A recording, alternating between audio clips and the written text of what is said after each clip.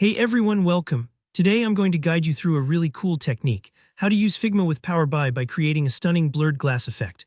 By the end of this tutorial, you'll have a sleek modern background that looks sharp in your Power BI dashboards, and you'll know exactly how to blend Figma's creative power with Power BI's analytical firepower. If you've ever wanted your dashboards to stand out and feel more designer-made, you're in the right place, so let's jump right in. First off, let's open up Figma. Once you're here, the foundation for your design is a frame.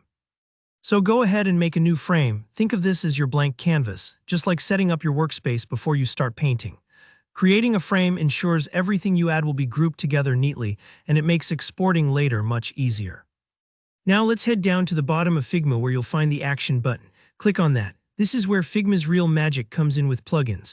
We're going to search for a plugin called Blobs. You can spot it by typing Blobs into the search bar.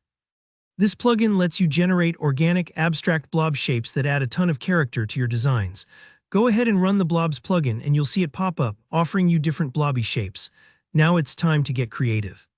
Start adding a few blob shapes onto your frame. You can pick sizes and tweak them as you like.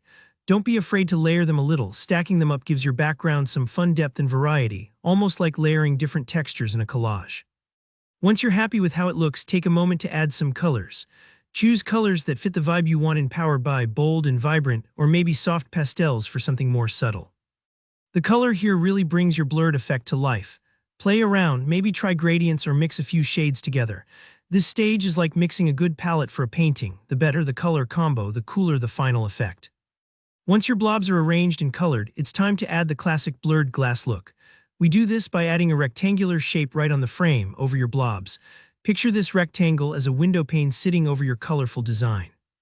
With your rectangle selected, go over to the opacity settings and drop it down quite a bit. Think frosted glass, not an opaque wall. Typically somewhere around 30–40% opacity gives you that initial transparent effect, but feel free to adjust based on your colors. Here comes the magic touch. With your rectangle still selected, navigate to the effects panel. Find the option called background blur. Apply this and you'll see your colored blobs get a beautifully soft, diffused look behind the glass. You can raise the blur effect slider to intensify the frosted glass style. Just watch the background morph from crisp to dreamy in real time.